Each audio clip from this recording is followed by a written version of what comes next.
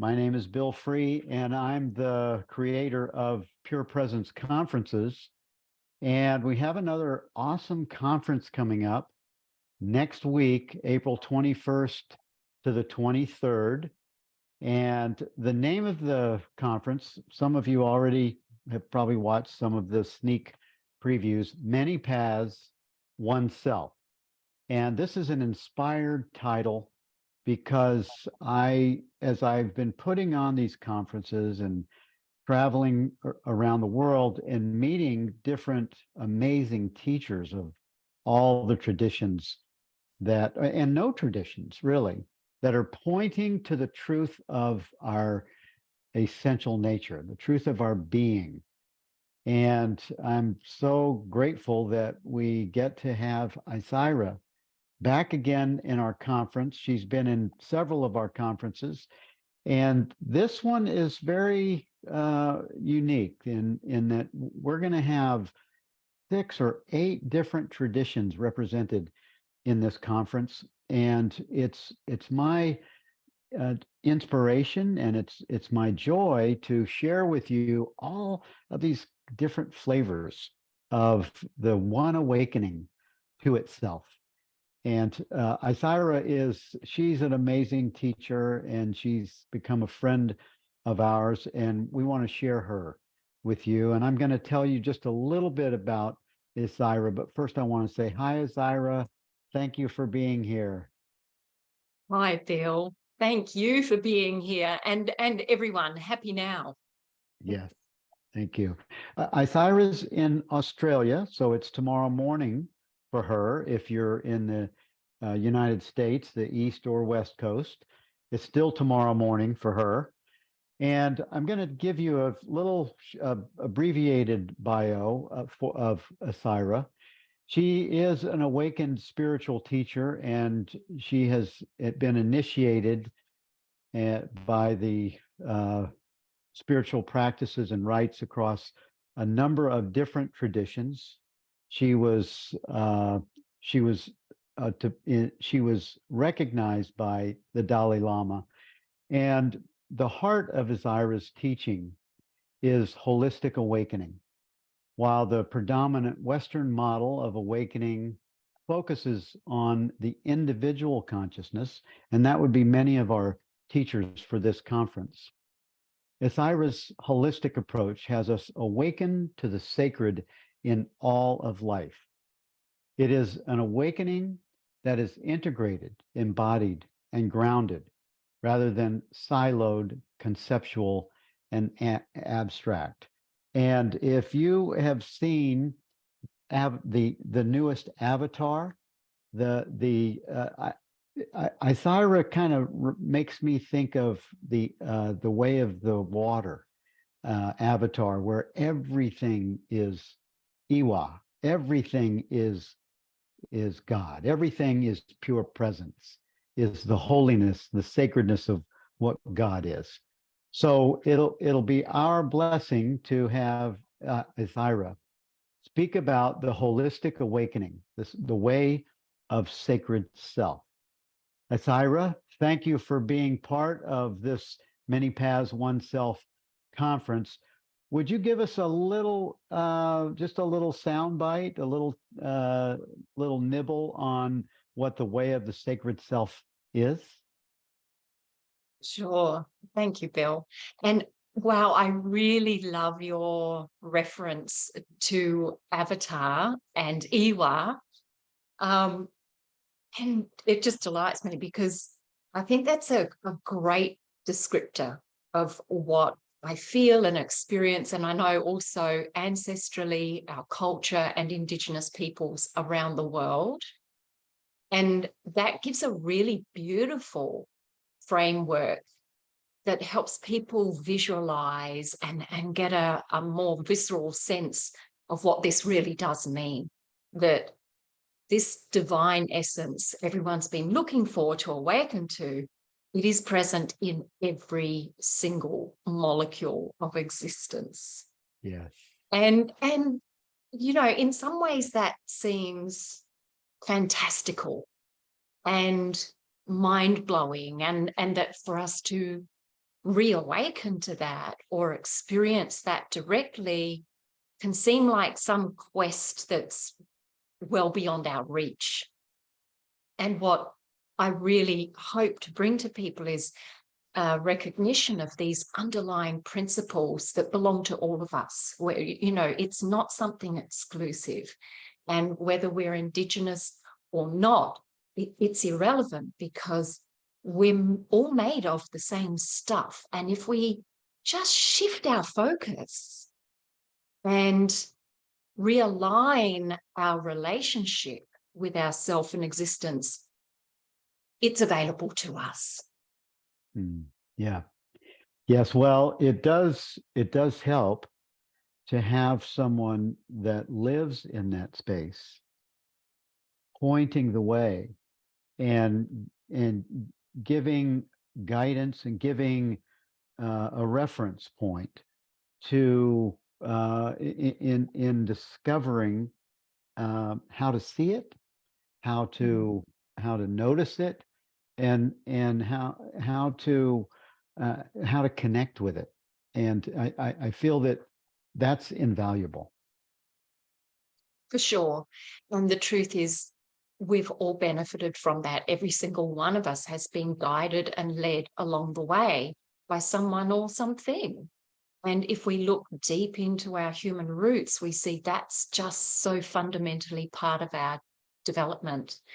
And, you know, we've all had a teacher of a sort, and we all look for a source of guidance of higher morals or higher illumination, whatever it is. So I find myself in deep gratitude and awe of existence that I've had that so consciously available to me through my whole life. And so now it's a great privilege to be in this position where I'm able to pass that on. And that's my passion, is being able to pass on the gifts and the insights that bless us all, really.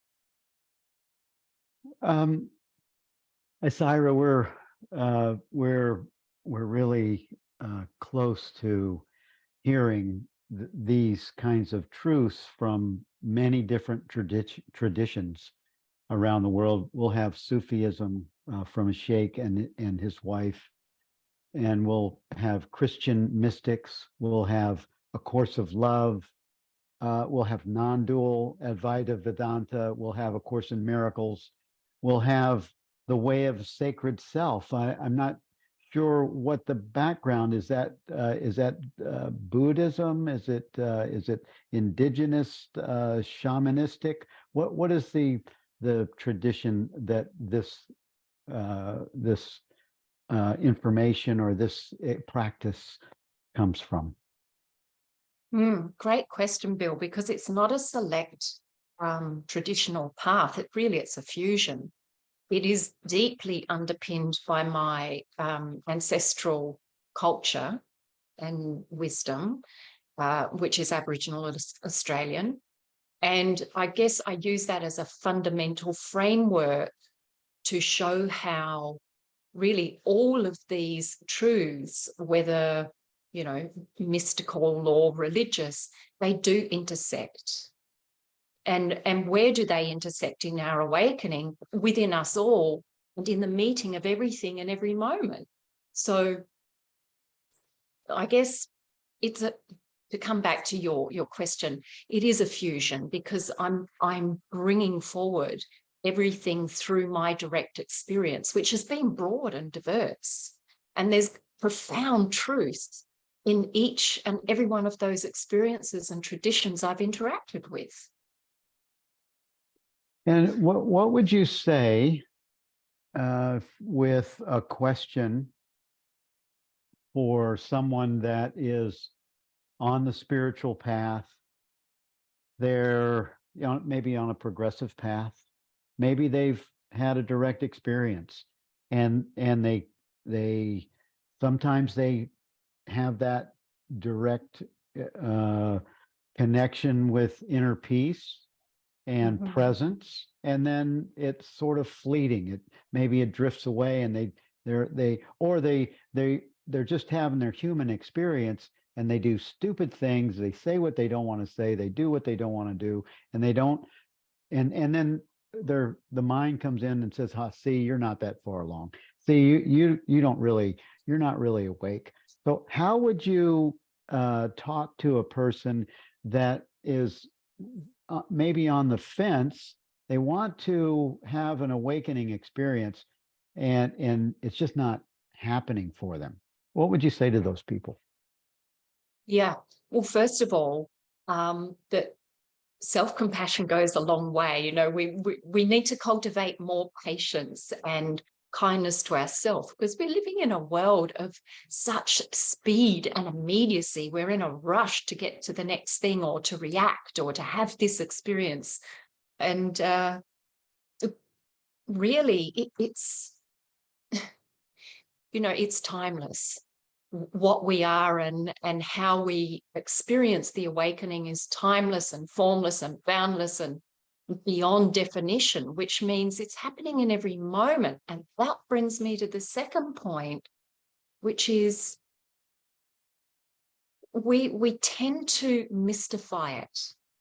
Again, like it's something, you know, so grand and cosmic beyond our usual experience. And yet so much of beauty and the blessing and the real grandeur of awakening is in our ordinariness. And so if we can relax into that and have less expectation on ourselves and the experience, we begin to appreciate the magic and the wonder of each simple step and the trust in that. And we start to see how actually every single thing, whether it looks like we've stepped forward or backwards, is part of this grand unfolding. And it becomes kind of, you know, playful and curious then. So rather than it being based on results, it's something that's driven by curiosity. Nice, nice. Yes, that spells it around the world. I mean, not in every culture, but in most of the West and a lot of Europe. We live in an impatient culture around the world. Right. And it sounds like you're saying be patient with the process, and don't have, and let go of your expectations of immediate gratification. Let go of them for sure, and relax into the bit by bit now experience.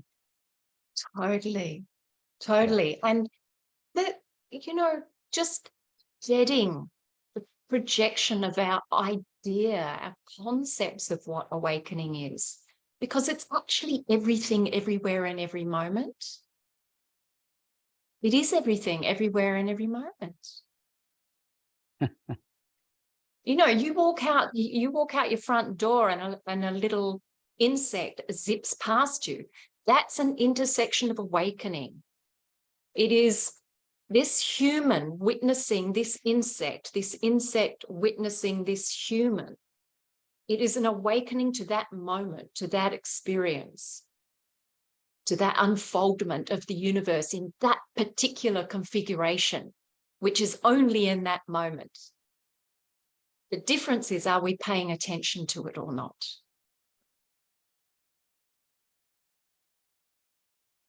I would say most are not. I would say that most. Yeah. This is where the curiosity is the first maybe step to then investigation, uh, presence, pausing, just quiet alertness and presence. And these are guiding principles that that we need a pointer to. Most of us didn't, shake off. We didn't come out of our teenage years or early adult years and okay, I'm ready for the quiet presence and the living in the now. No, no, we are okay. You need to do your homework, get good grades, go to college, get a good job, make a lot of money, start your family, blah blah blah, all that stuff. And this is a new, even though it's an ancient practice. And actually, I think it's the Great Awakening is occurring like it's never happened before. This is in time. This is a phenomenal experience that we live in, where you're in Australia, I'm in the United States, and we have people around the world watching us, listening to the context and the content of awakening to the realization that we're not this bodysuit. It's fantastic, but we need great teachers, pointers, conferences, programs, and we have all of that right now. We have it right now, and just I think we're just everyone that's watching or listening to this exchange right now. Uh, you're so fortunate to be living in this time where consciousness is awakening to itself. And we have uh, teachers like Isira and many others for that are in this conference and around the globe. And listen up, just listen to what Isira has to share. Go to her session and go to her website. I think we're gonna. Would you, if in the background, if you could drop Isira's link in the Facebook group, and thank you, Chris Cade, for letting us use this space to share the conference. This conference is free for the world, live. So if you have any interest in these matters, whether you're Course in Miracles, Course of Love, AA, atheist, no ism, it doesn't matter what ism you are. You could capture something. You could get a glimpse of something that could attend to your heart space for the rest of your life. And Isira, I just love the title of your session, The Way of the Sacred Self. I am curious, before we go, if you would share with us just the idea of holistic awakening. What is holistic awakening? Mm. So it's an expansion on the track we've been taking dominantly, mostly in terms of our spiritual seeking. We've focused it on either the supreme, the divine consciousness, that essence which is superior, and that tends to be formulated around the individual, the human wanting to achieve that salvation, wanting to transcend suffering, etc. Whereas with holistic awakening, we I guess we take a shift from that siloed approach. We open our whole perspective and take in the context of creation as a whole. So our relationship within form and formlessness, consciousness at play, emerging through nature, creation, through every living being, kinship, how that awakening is happening in relation to every other living thing. The essence of our soul is unique, but the connectivity of that with every other being. And the cosmic laws and how all of that is playing itself out in relation to our human experience, but not in isolation. And so if we remain focused only on, the so-called supreme or the I am, divine consciousness, whatever, it's like we're still in a bit of a bubble. We can have these profound experiences, and then what? We land back in our humanness, and we're still somewhat disconnected and dumbed down. We're lacking connectivity. with creation itself. So holistic awakening is about a real shake up. It's in a way, it's like saying, hey, let's really shake up, wake up, and expand our whole perception of what this is so we can be integrated. Because most spiritual practice in some way is either dissociating or escaping. So we can dissociate into the great divine, or we can escape into the great divine, ultimately because there are still layers of disconnection for the human experience and our earth experience. And holistic awakening is about bringing it right back into the embodied experience so that we're no longer splitting parts of ourselves off, and we can find peace with our whole experience through that real integration of our awakening. Nice. Wow. That actually does sound like Iwa. That does sound like the avatar, the way of the water, the way you describe it. And I can't wait to be in your session in the conference. I have one more question for you, just for the benefit of different traditions that would be coming to this conference. What would you say is the benefit or the value of someone being able to go for a 3-day retreat or kind of a conference and see all of these different traditions that will be available for them? What would the benefits of that be? First of all, it's an incredibly exciting opportunity. And as you said, Bill, we're in this time where there's so much available to us. The fact we're able to share that with open hearts and open minds through so many different lenses, through these different traditions, is testament to how far we have come as humans, that we really are expanding and growing to encompass the whole, to embrace diversity, and yet ultimately to see and discover that, what we call awakening, the intersection is happening inside each and every one of us, and in the meeting between our diverse paths. There are truths in every single corner of the universe. And so we get to see and hear God, creation, expressing itself through the color of pink or purple, or through the sound of a bell, or through the sound of chanting.